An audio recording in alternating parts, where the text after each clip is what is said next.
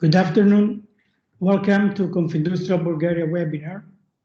Today we are going to speak about digital transformation, which concerns all areas of a business and the entire value chain.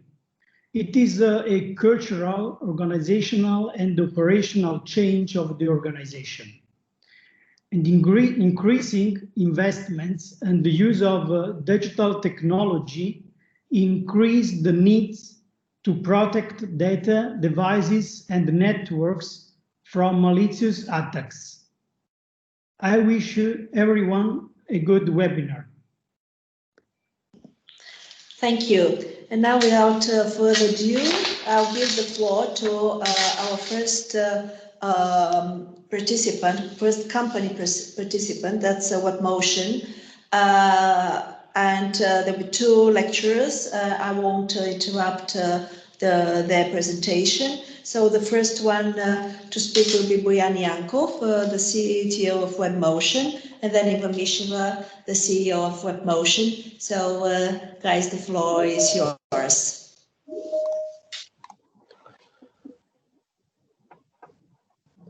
Thank you. Let me share the presentation. Can you hear me? Yes, very well. Thank you. Very good. Okay, we'll present enabling digital transformation in your organization and how we are doing this at our company WebMotion and also for our clients. And as you know, in 2020, becoming a digital-first business has become critical because remote work is now the norm.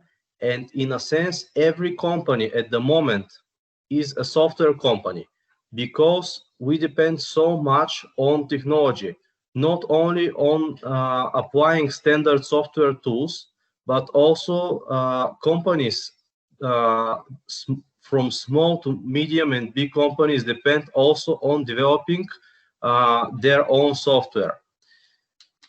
And in 2015, Deloitte has made a suggestion that by 2020, 50% of the workforce will be digitally native, working the way they want from their computer and be connected 24/7. And of course, by 2020, this happened, but one more important thing happened, and it is that many of us have started also working from every location, usually from our homes. So we can work from wherever we want. And due to the quarantine and to the coronavirus, things have massively transformed. And when we are talking about digital transformation, it is a fact that it has already happened. And question is if we are ready for it. And at WebMotion, we had a massive increase in our revenue in 2020. It was the most successful year for our company from the beginning in 2009. And this is because we started prepared for this transformation. We had the tools, we had the team prepared, we had all the software, and our team was even more productive during home work, and we continue working at this at the moment. So this allowed us to be so successful in 2020, and we are not special in any way. We are a small company, and what we have done, any company can do. And last year, we helped many of our customers to create innovative software and also to transform their businesses. And we'll show you how to do this. When we are talking about digital transformation, there is a roadmap of four pillars, and the first one is the employees, because they're the driving force of every company. They're responsible for transforming the company, and we need to be sure to give the right tools to our employees. And at WebMotion, we have, of course, all the productivity tools. We also have project management, time tracking, and other systems. So thanks to these systems, we can know about every employee, what project exactly they are working on, at what time, how much time this takes, and what is the result. So we have a correct overview on the business, and we can give correct reports to our customers. After taking care of the employees, the next important point is engaging the customers. The goal here is to have a 360-degree view of what is happening at all the touch points we have with the customers, and this is achieved with all the tools that most companies already use. This is the CRM system or the ERP, e-commerce website, of course, social networks that about 80% of customers would like to use to interact with businesses.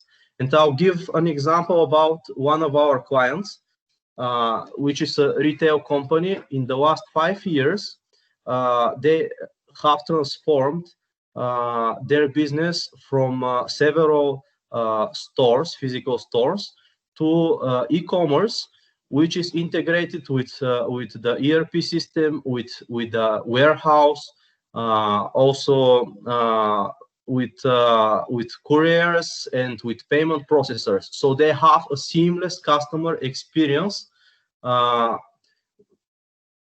from the beginning, from the sale through the whole process. And we come to the next pillar of digital transformation, which is optimizing the processes. So with this integration of processes, they have this seamless process and optimized operations.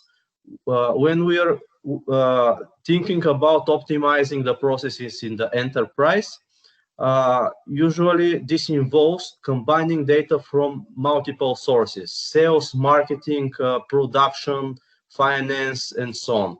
And this is done usually in the ERP system, which is modern to be software as a service solution. In such cases, we should not forget about security of all this sensitive information. And because all the companies have different operations, there is always something specific in the business processes. It is also important to have custom software for some things.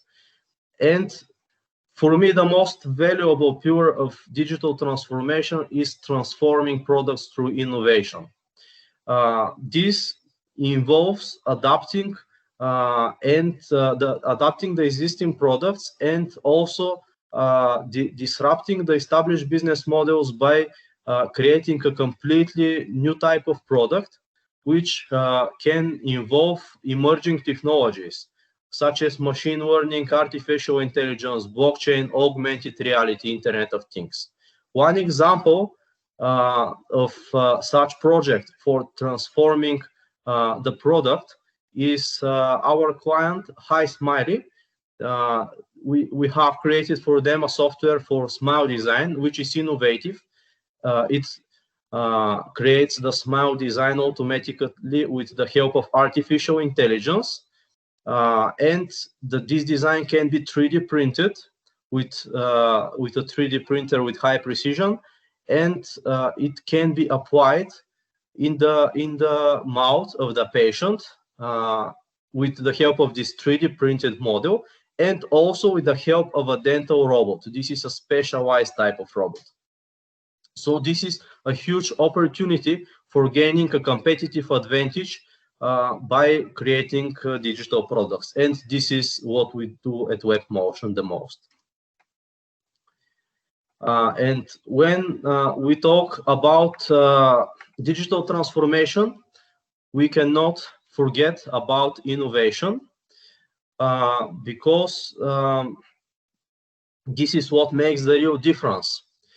Just applying standard IT technologies, this is critical, of course, but just applying the standard IT technologies allows companies just to keep up and not fall behind the competition. So innovation is what makes the difference, and it involves change, and this is what can give us a competitive edge. And let's see 4 types of innovation based on the market and on the technology. The architectural innovation, this is combining existing technologies, existing products, existing approaches to create an innovation. It is still an innovation, and we applied this type of innovation in one of our customers in the product Visage Smile. It combines the visagism theory in dentistry, which already exists, with the IT possibilities of advanced 2D graphics and automation. So combining 2 existing technologies, we create an innovation in the field of medicine.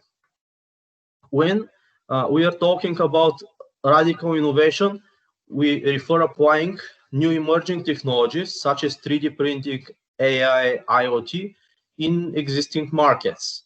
Existing markets are usually the markets of established companies like you.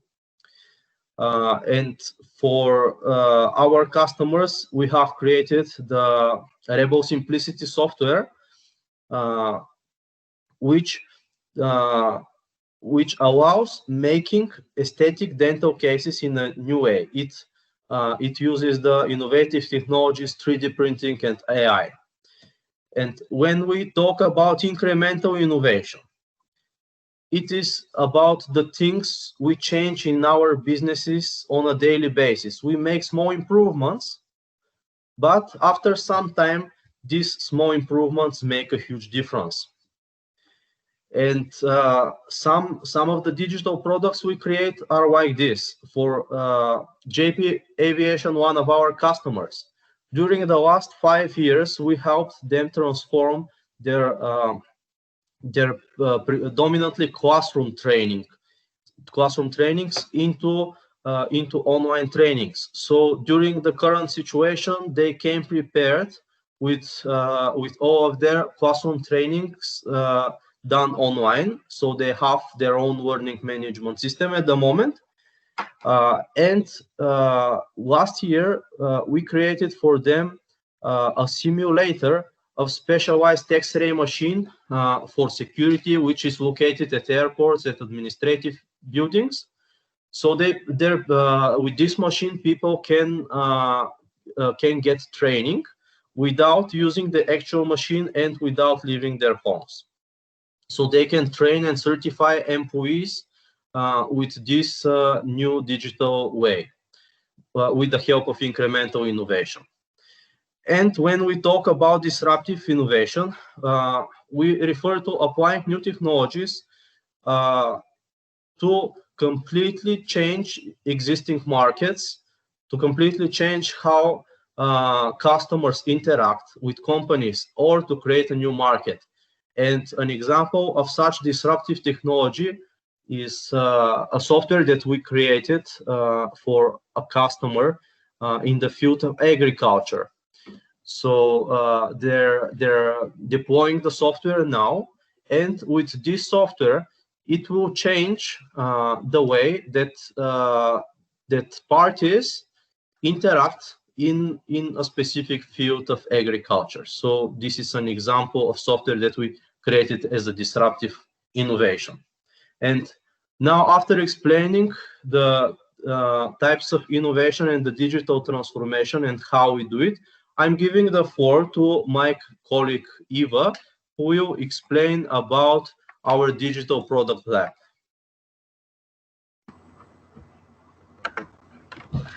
Hello, everybody. Thank you for having me and Bojan Yankov here to share our experience of this hot topic, digital transformation. Together with Bojan, we create digital innovations for 12 years. And we are helping clients to reach new markets and reframe their business. Previous years, we have built also a few websites for Confindustria Bulgaria. So now we are very happy to share our experience with you, their members. Working with more than 300 clients through these years, we have noticed how difficult and time-consuming can be the creation of a new product, and what can be missed out in the product planning, which can lead to wasted resources or wrong investments, and of course, in poor return of investments. That is why in 2019, we have made a process innovation in WebMotion and created our consultancy process called Digital Product Lab. With our Digital Product Lab, we help our clients to enable digital transformation and create innovation and user-centric products easily for a shorter time, and in that way to avoid the investment in the wrong thing. Our process lays its foundations on the design thinking and lean startup methodologies, but it is adapted to best fit our clients' needs. Usually, together with the clients, we hold a few workshops, 2 to 8 workshops, in which we are working on the product planning. So in 2 months, we have already planned product. Then we create a clickable prototype and start building a minimum viable product using the agile software development process. In that way, in about 6 months, it is possible to have a minimum viable product, which is a pilot version of the product and is ready to be tested in the real market. Of course, with no so big investment for 6 months.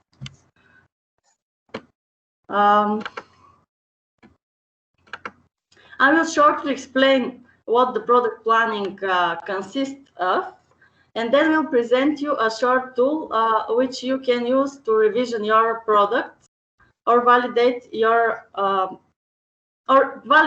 products to fit better in the change user behaviors related with this new normal which happened to us in the last year. Every product or a business, of course, starts with an idea of which their founders have, and of course with the passion of the founders. But sometimes to take the idea and turn it to a product, sometimes it takes a few years. We have experienced this, but we don't like this because nowadays the world is moving very fast. So we prefer to help our clients to help to turn the idea into a product for a few weeks.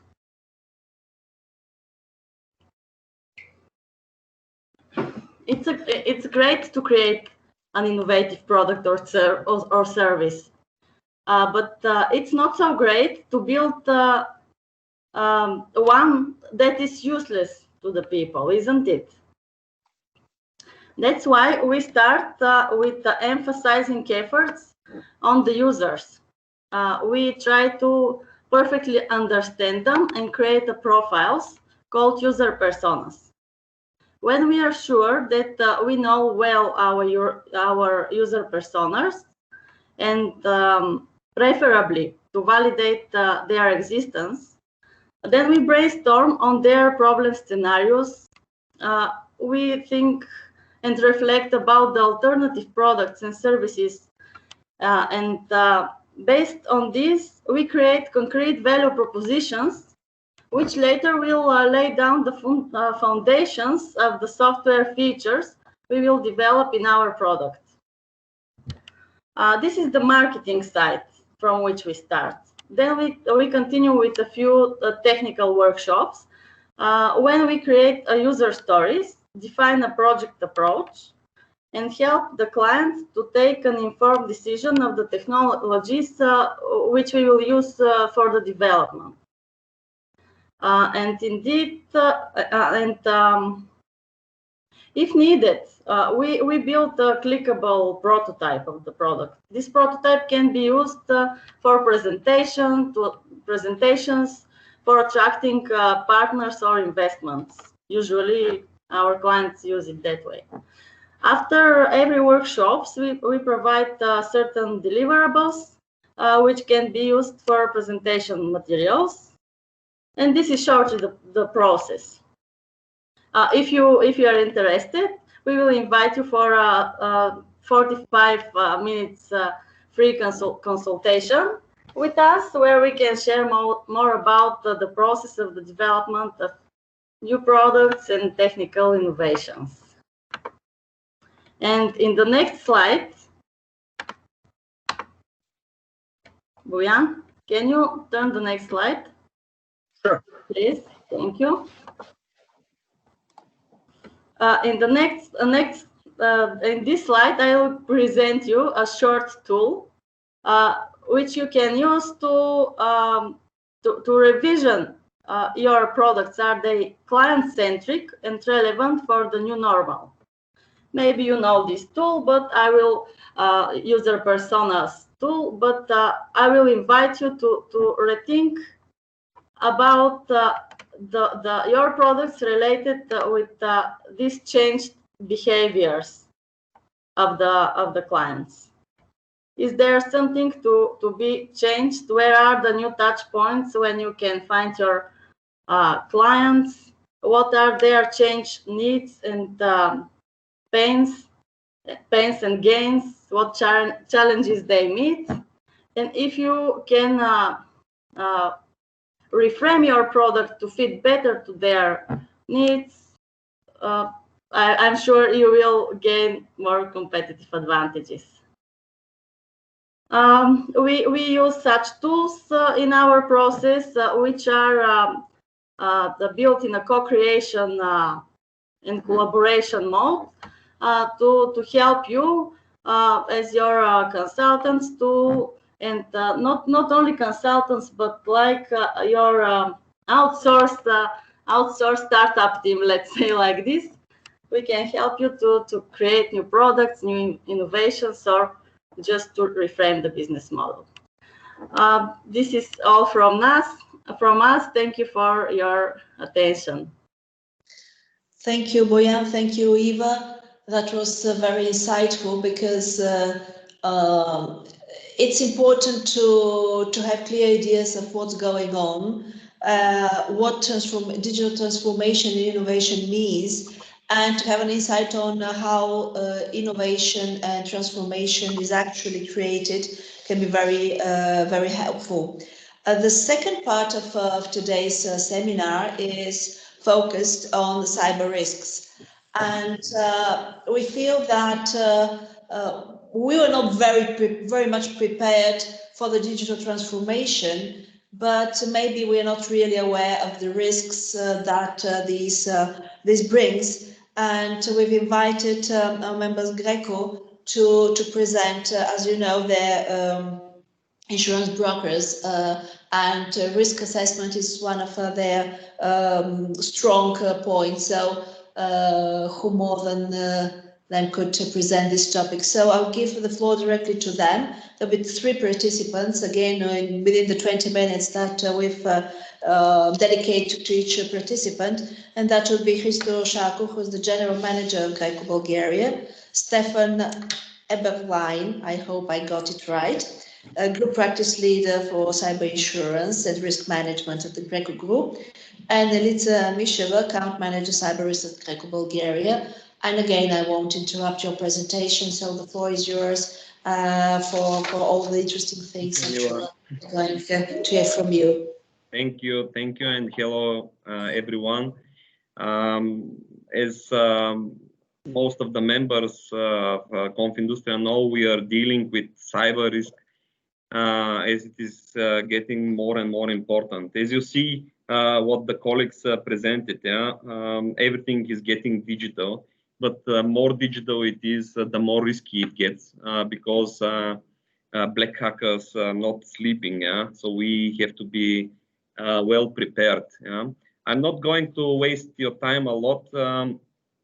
Mila presented my colleagues who will have the main part, but for some of you that do not know us, I just want to mark two important things. Yes, we are GreCo Bulgaria, part of the big insurance and risk management broker group in Austria, the GreCo International Holding. I'm not going to waste your time with figures. What I want to show is that the premiums that we accumulate as a group, it's almost equal to what the Bulgarian market accumulates in total.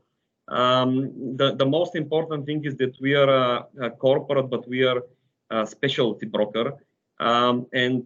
Being special for us means that we understand the line of business line of insurance. And on the next slide, you can see that that we have several important directions and we call them specialty in our business.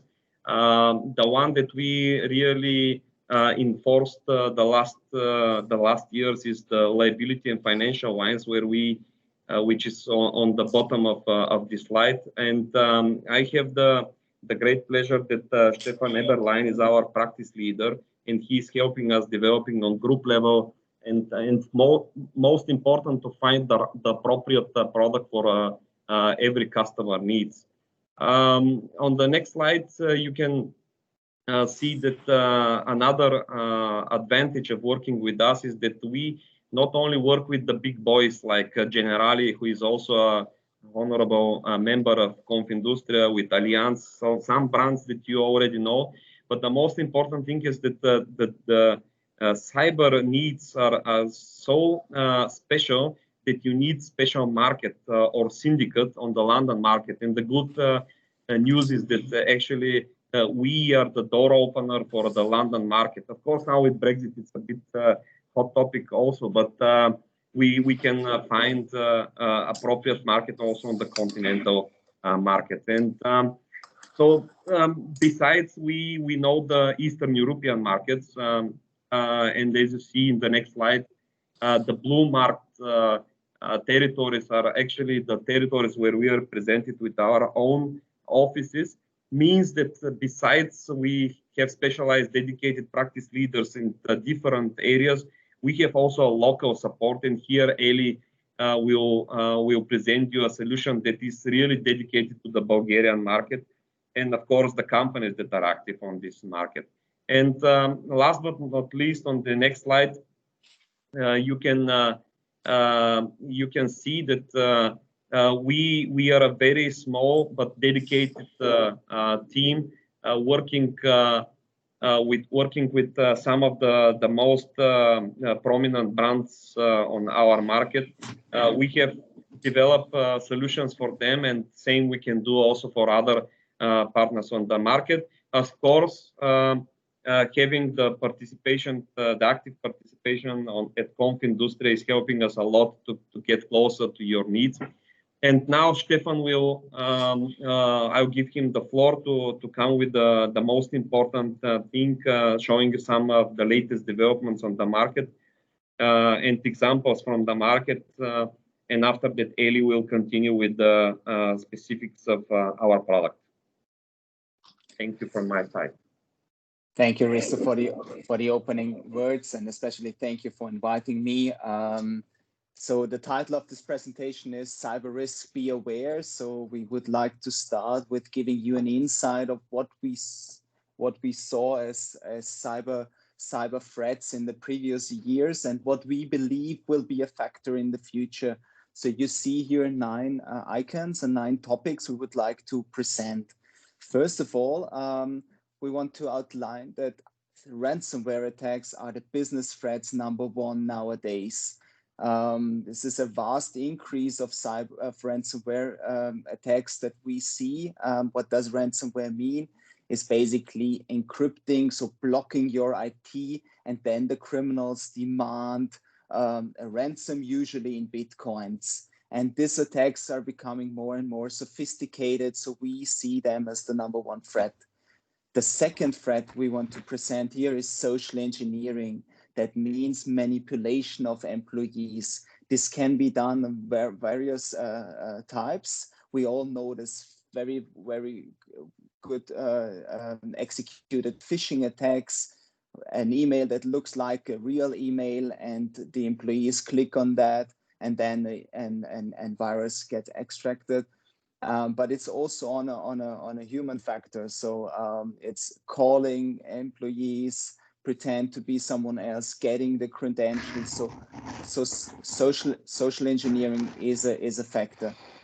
The last point here is that we want to outline that at the beginning of cyber threats, we saw a lot of viruses, worms that were around. Nowadays, the cyber criminals really attack companies directly, and they know all about these companies. We see here two industries really affected. This is on the first hand, manufacturers, and on the second hand, especially last year, healthcare organizations.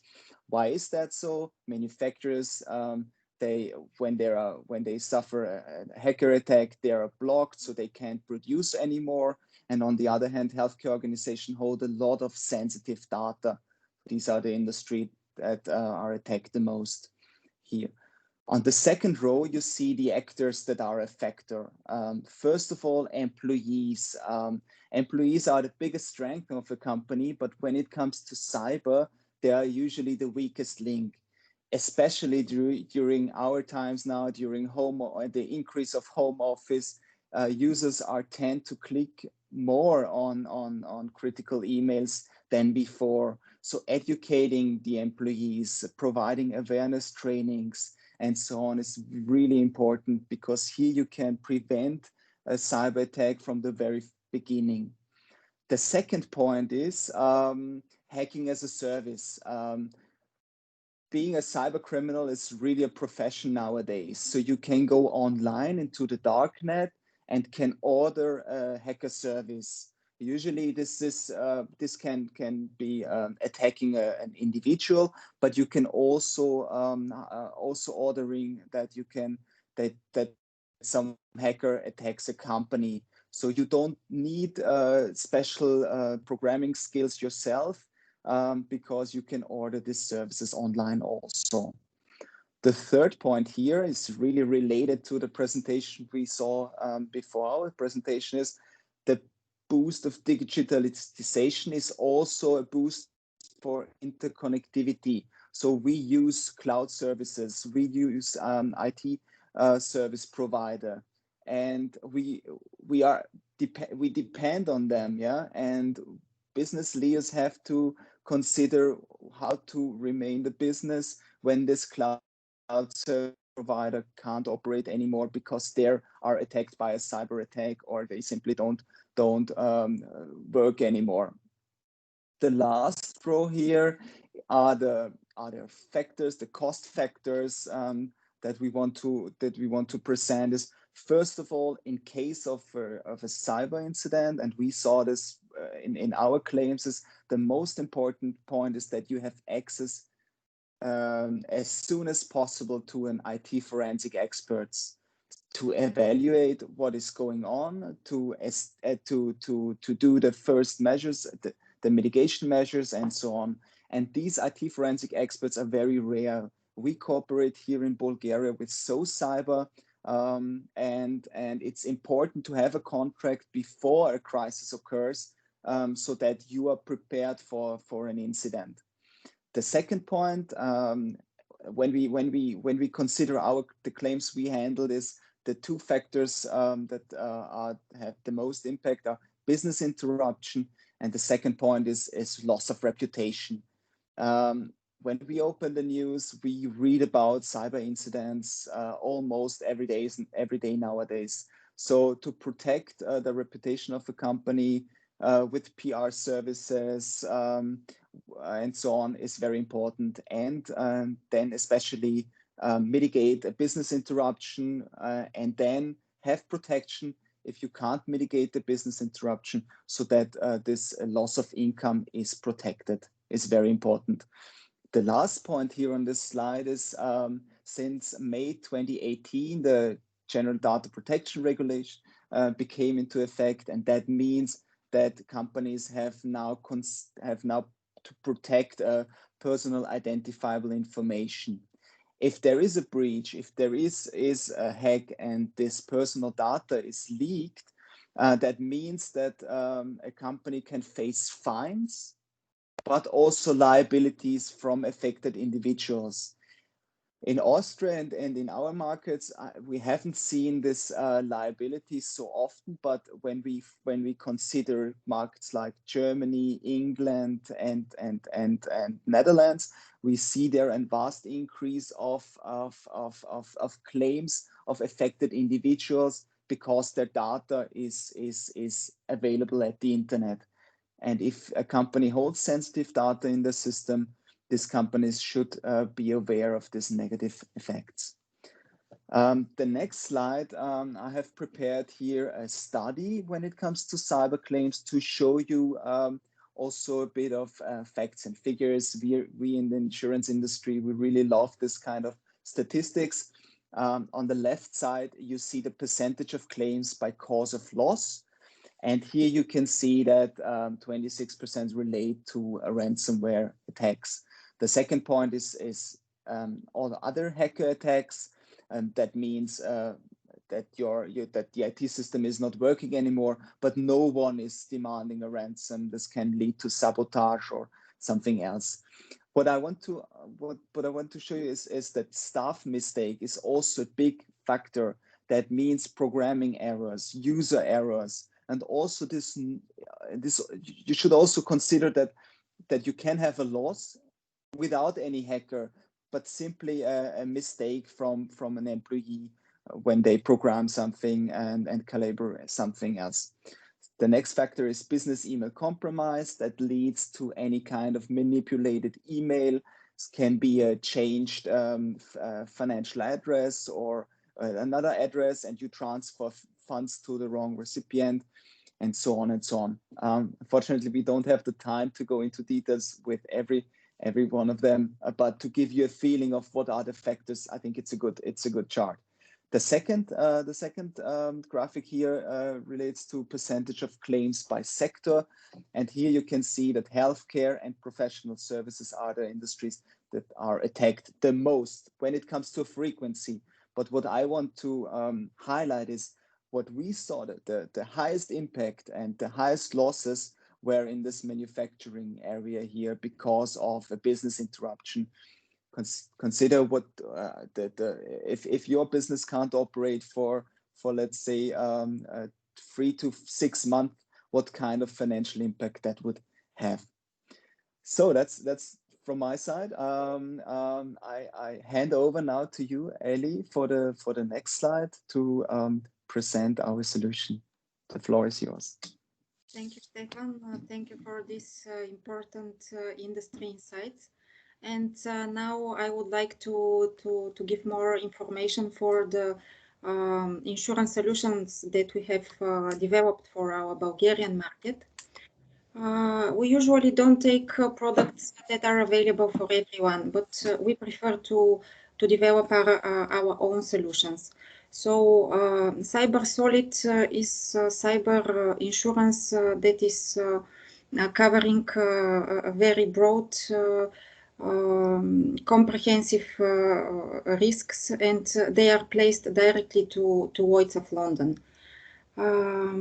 It has transparent premiums at the top levels compared to the covered risks.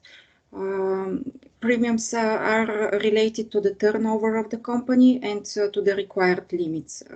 So companies with turnover up to 25 million euro could enter the program with a simple, uncomplicated assessment process.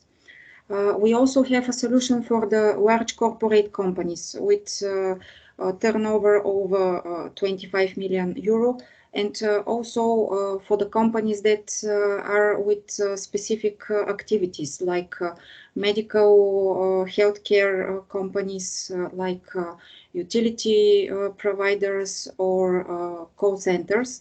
They can also be insured and will go through an individual assessment process. When there is an insurance event, our clients could rely on a high-level claims handling support. They will receive immediately a 24/7 hotline access that provides incident response management services. So in case of insurance event, cyber event, the client will be immediately instructed what to do and how to do it so to mitigate the losses. As Stefan mentioned, we work very close with a company, So Cyber, and we provide additional services like external security testing, vulnerability assessment. This is also covered by our Cyber Solid solution. On the next slide, I would like to tell you what are the cyber events that could trigger the coverage of Cyber Solid. On the first place, these are data privacy violations, including privacy breach or security breach, but also breach of the general data protection regulations and confidentiality agreement violations. Cyber attacks that are committed in different ways will be covered. So if the company is hacked by virus, distributed denial of service, if there is a credential fraud or malicious insider or a social engineering event, this will trigger Cyber Solid coverage. Not only hacker attacks could lead to cyber event. Also, operational errors done by human, by employee or a third person that works on behalf of the company will be covered. And on the last but not least, technical errors like overheating in the premises where the servers are placed or computers are situated, and this leads to unforeseen malfunction of the computers. This is also part of the coverage of the insurance. On the next slide, I would like to give you more information on the main sections of the coverage. Generally speaking, we have first-party cover. It relates to own losses of the insured person. On the first place, I would like to stress on the crisis management costs. These costs include IT forensic specialist, legal advisor services, PR consultancy in case of privacy breach or data protection regulatory breaches. Also, here will be covered cost to notify the clients or authorities in case of privacy breach. Next section of the coverage are data and system restoration. Here, clients will be indemnified for losses of own data and the costs to restore or to rebuild this data.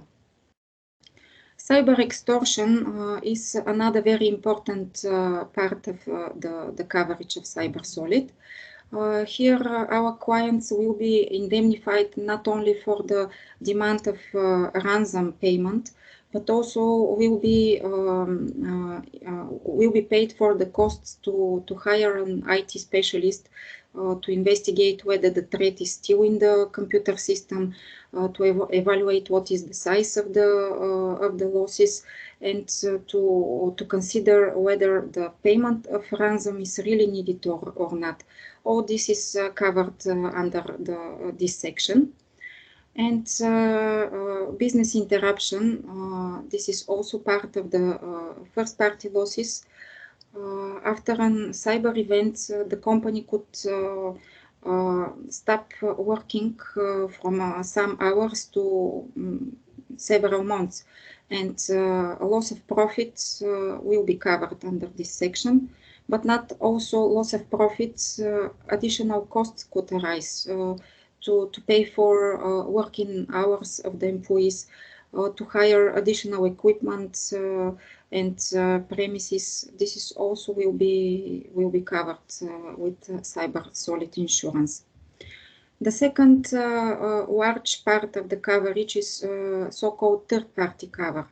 It refers to damages caused to third persons or companies, but after that a claim to the insured person. Here the company will be indemnified not only for the damages that are caused, but also will be indemnified for the defense cost. Regulatory actions are related to the demands of payment of fines or penalties in case of breaches of the general data protection regulations. So this is an overview of the cyber solid cover. Now I would like to ask Stefan to give us examples from the practice, so that to understand what could be the impact of one cyber event on the company.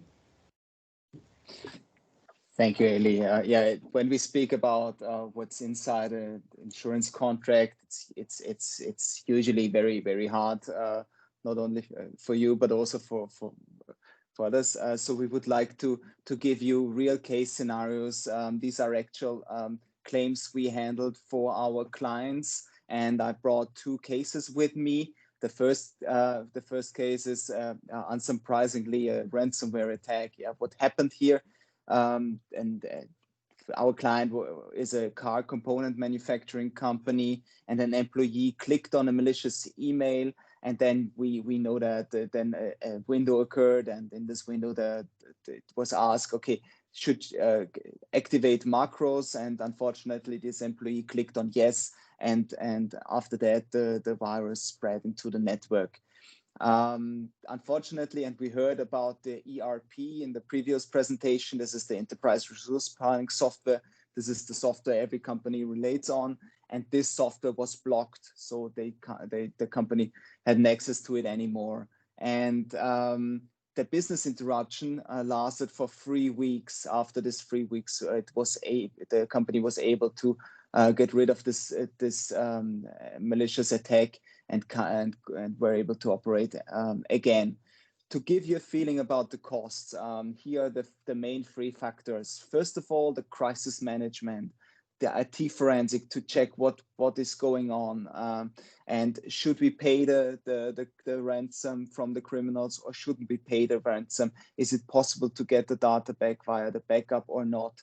And of course legal support, because it was necessary to evaluate whether personal data is also affected.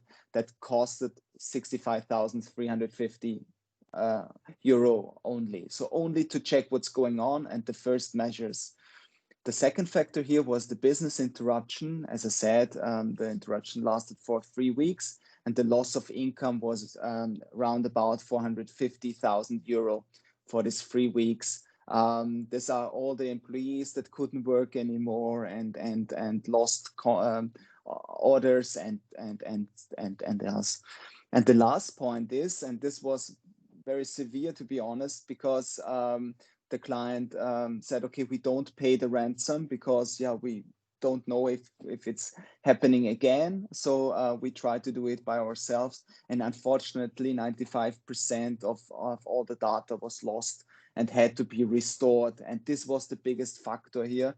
to restore all the data for the ERP software, and that was also a loss of 672,430 euro. So in total, the whole settlement was about 1.2 million euro. Unfortunately, this client was covered, and with the insurer, we were able to settle this claim. The second example is the second business risk we want to show you is a violation of the General Data Protection Regulation. The IT service, so our client was the IT service provider of a healthcare organization, and this service provider suffered a data breach, and 43,000 records of patients were lost and were posted online and were accessible for everyone. And out of that, of course, the data protection authorities investigated whether to fine this company or not. And also the affected patients came forward and claimed the company. And together with the crisis management, it's important because of the GDPR to notify the data authorities and also to notify the affected individuals. And this together was a settlement of 186,000 euro. It was quite a large loss. So these are two types of claims. As I said, the majority of claims are ransomware attacks, and but we see more and more also losses because of GDPR issues.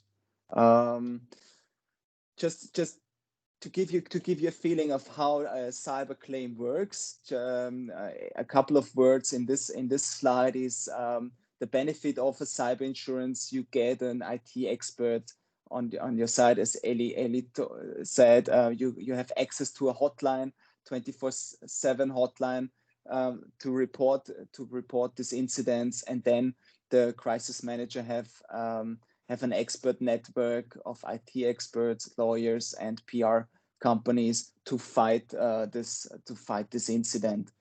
And also we are also helping you in the middle of this crisis, and we are informing the insurance company. We help you through this crisis, and at the end we organize the settlement for you with the insurer and with the crisis manager. This is very important. So this is cyber claims are really claims where everyone is on board at the very first beginning. Therefore, we have a very successful rate also in cyber claims. So they're usually the clients are very satisfied with this kind of insurance. The last slide here is what we suggest for our clients to ask whether they think of a cyber insurance. Is okay. These are the questions. Do you store business critical information? This can be plans, blueprints, client contracts, stock levels, and so on. And if you rely on this critical information, it's necessary to have a protection against that. Another factor is, do any of your employees work remotely? Nowadays, this is just a question we have to answer with yes, because we have to work remotely because of home office. But these are also very severe attacking points. Employees operate in the business network with their own private laptops, and they're not so protected, and so on. The next question is, do you collect or store personal identifiable information?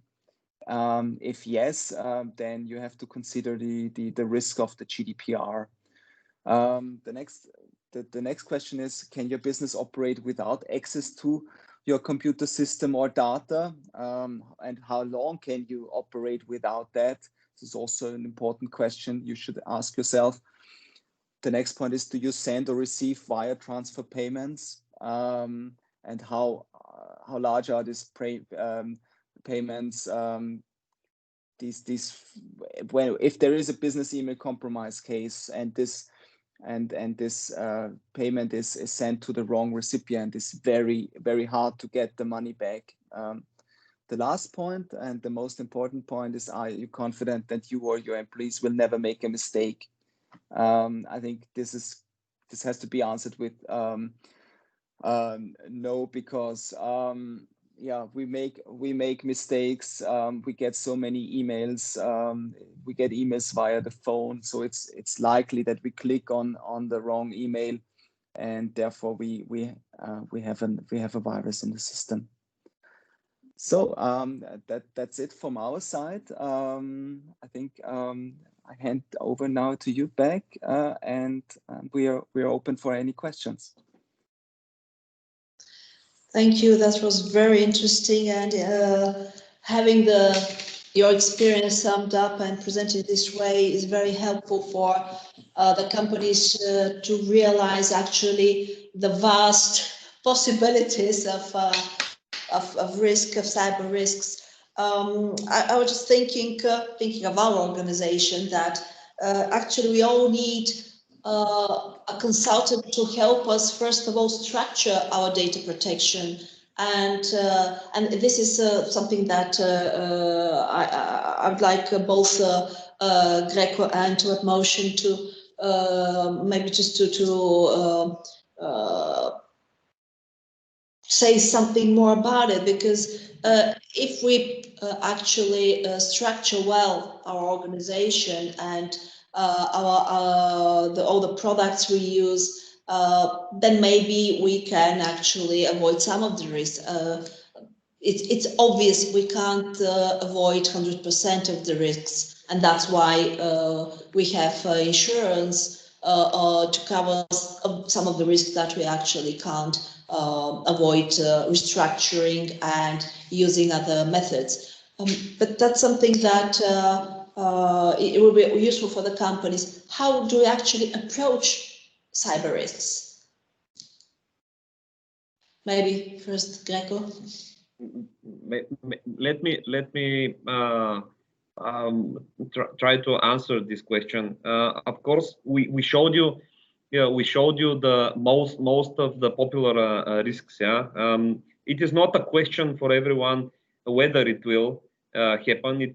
The question is when it will happen. Yeah, and even we as brokers who are vulnerable. The year began in Bulgaria with a hacker or a ransomware attack, which actually affected more than 100 Bulgarian insurance brokers, by the way, because they were working with one information system that was hacked by one provider.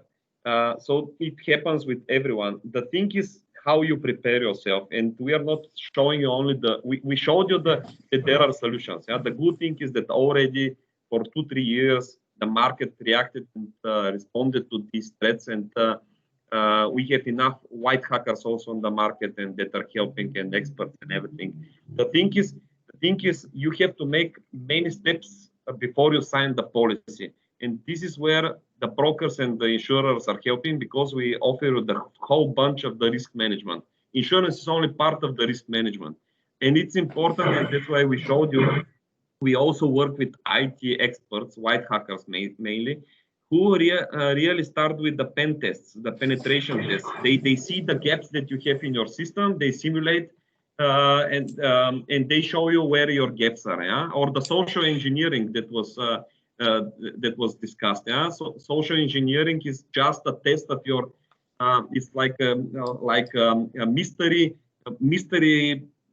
test, yeah, for your employees of how they react by clicking the different emails and everything, and actually our headquarters makes the same with us, yeah. And I also, first time I received such a message, I was tested.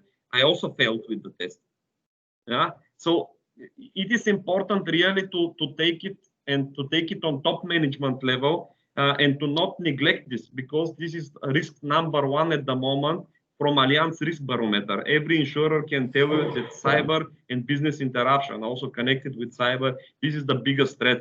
And we often neglect this, especially in Bulgaria. I'm very happy to see that the audience is still with 25 persons, because normally if we participate such webinars or seminars as insurers, people leave the audience, yeah, because insurance is a dirty word, yeah.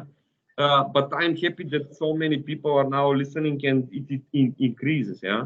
So it's in the preparation, actually, the answer. Be prepared. Yeah, thank you. Stefan, would you like to add something? Because Christo is very clear on what actually risk management is. You're very strong as a company on risk management, and we're trying to promote the concept of risk assessment, and that doesn't necessarily mean to make insurance, because in some cases it's not the solution, but to get to know your company and the weak points and have this risk assessment is very helpful for the management of a company. Then if it leads to insurance, that's a different issue, and clearly on some topics you have to do that, but on others it's just management, and it's improving the management of a company. I can 100% agree with what Teresa said, and we see ourselves not only as insurance broker but as risk managers. And what we do is with our clients is, first of all, we talk with them about the risk, and we call this a claims potential analysis. We ask them, where are your crown jewels? And when I speak of crown jewels, for cyber, we speak of, okay, what kind of sensitive data do you have in your system? What kind of key software do you have? What key personnel is a very important point, is in case of a cyber incident, your management will be 100% blocked with this incident. Who is operating your other business? Such kind of things. And then we speak, we consider, okay, from the attacking perspective, who could be interested in attacking your company? This is the second step, yeah. And then what kind of motivation does this attackers have attacking your company? So, for example, recently we had a meeting with a large construction company, and for them the number one risk are hacktivists, because they're building right now a tunnel, and it can be an environmental issue, and they're afraid that hacktivists hack their system so that they can't build anymore. So for every company, another cyber threat is more important or less important, and companies have to assess that individually to make a catalog of their biggest cyber threats. And of course, link these cyber threats, not only to have this catalog, but also to link this to a number. So, okay, see what is the highest possible loss, and then they have a clear picture of what can happen and what are the financial factors, and then they are prepared for the last step here for a cyber insurance. Thank you. And a question for Bojan and Eva, because we spoke now of this last part of evaluating cyber risk and ensuring cyber risk. But of course, actually structuring well your digital management is very, very important. And that starts from creating the products you use, having clear ideas of what you need and how you can actually protect it at the beginning to avoid cyber risks. So Bojan, maybe you could just say something more on how you actually create your products and how companies should approach this initial part of their digitalization, having in mind cybersecurity. You are absolutely right that the risk depends on the on the architecture, how the applications and infrastructure are designed. And certain designs are associated with more risk than others. So it is very important to approach the software product design professionally at the beginning. And as GreCo said, I can fully agree with everything, and especially that risk cannot be minimized to zero. There is always risk, but we can do a couple of things to make sure this risk stays minimal. And one thing is proper design. Another thing that was already mentioned is penetration testing, preferably by an external company, because if the developer of the software knew their mistakes, they wouldn't do them in the first place. So penetration testing is done by another company, which is not the developer. There are specialized companies for this. And another thing to consider, it is setting up the infrastructure correctly. This can greatly minimize risks, because correctly set up infrastructure can protect from certain types of attacks. Even if there is a vulnerability, or even if there is no vulnerability, but attack aiming to stop access to the services, like denial of service attack or something like this, properly set infrastructure can mitigate this attack or minimize the consequences. Also, it is possible to set up the infrastructure with, for example, mirroring the data, so that in case of some kind of breach or hacking, it can ensure continuing the operation of the servers in most cases.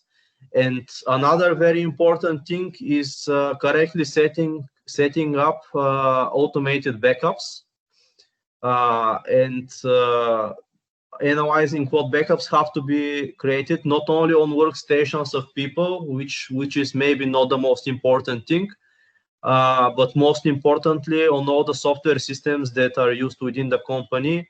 It is very important that how often these backups are created, how they are stored.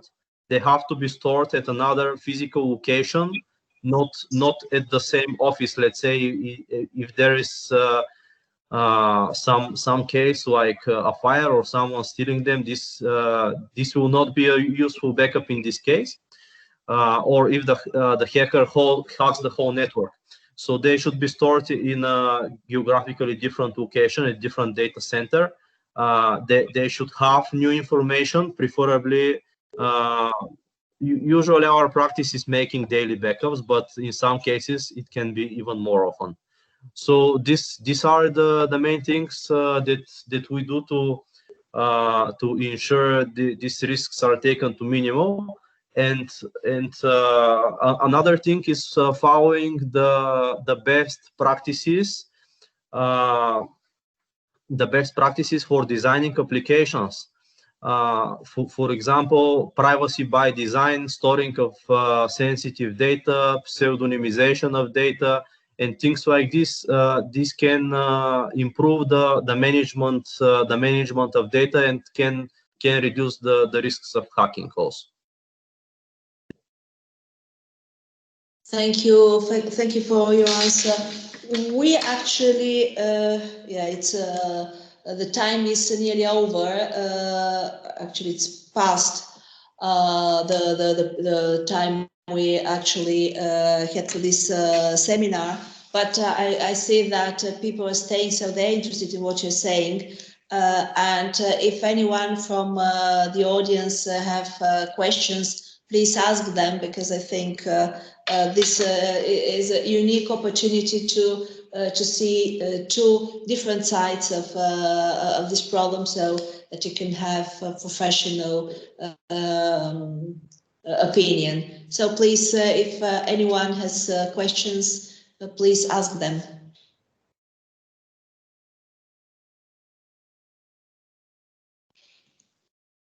Okay.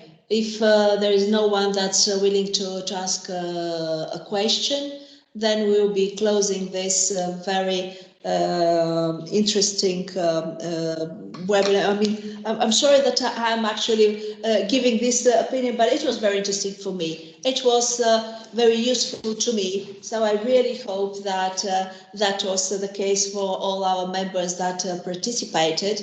So thank you very much to all of you for your contribution. Thank you all for your participation, our members that have stayed with us. I hope that that was useful for you as well. If you have questions, you can send them to us, and we'll then send to the presenters. So this maybe we can make a photo, if you don't mind, just switching on your videos so that we can have a picture of this moment, of this first event for the year. Okay, so please, if you can switch on videos. Okay. Thank you. We have all our lecturers in picture. So thank you very much, all of you. I wish you a good year, a more serene and fruitful one. Let's hope it will end better than it started, and let's hope that by summer we'll have more person-to-person meetings. Even though I think that digitalization will stay. We're used to it, so that's something that we'll learn from this experience and use more in our work. So thank you all, and